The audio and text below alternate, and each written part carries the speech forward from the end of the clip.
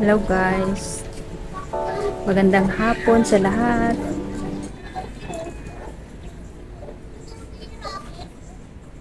Hapon na guys, matirik pa rin ang araw. Alas 5 na, ito yung aming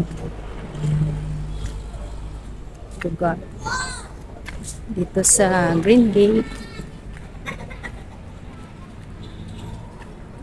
Meron lang akong ipapakita sa inyo guys kasi maglakad-lakad lang ako.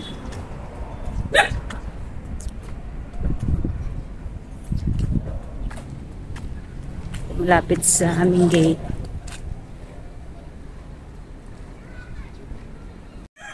Ayun guys, papakita ko sa inyo.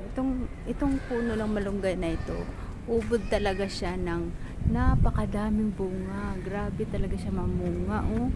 Yung bunga niyang ganyan, dami, oh. Kaya napaka-blessed nitong malunggay na ito. Dami niyang bunga talaga kahit na hindi naman siya ganun kalakihang puno.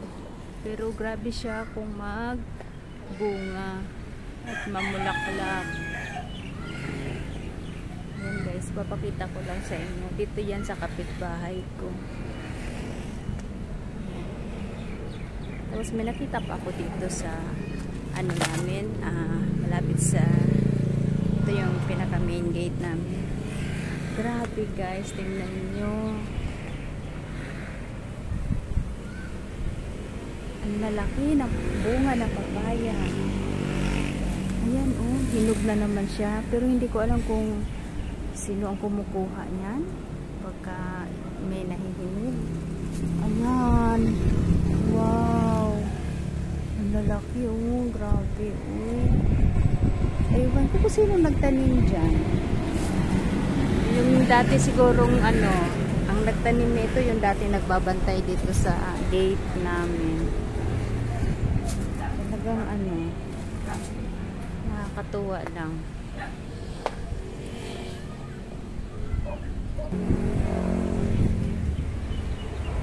Dati guys, nung unang ano namin dito, lipat kami yung unang nagtatanim dito sa maliit na itong mahabang excess lot na to or patwalk.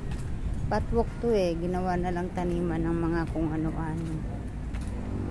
Yan, nagtatanim kami dito ng gulay. Tapos marami nang lumipat, marami nang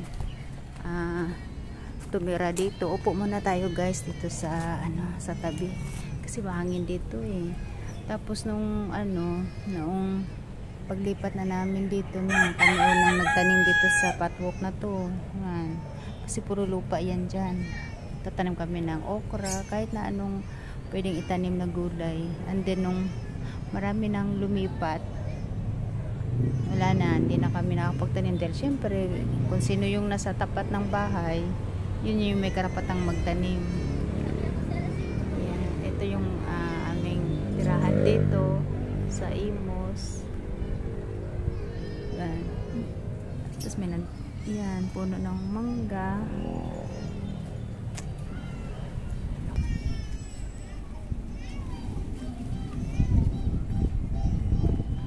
Yan, pag hapon dito sa amin mahangin dahil open po itong harapan namin, open, wala pang nakatira dyan, bakanting lote yan dyan. Ayan yung bahay namin, yung violet, ang pintura.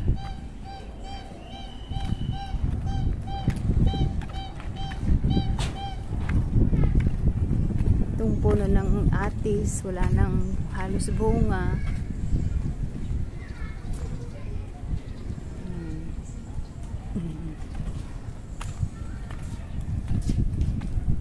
Daming malunggay dito, pero yung malunggay ko hindi na siya nagdahon.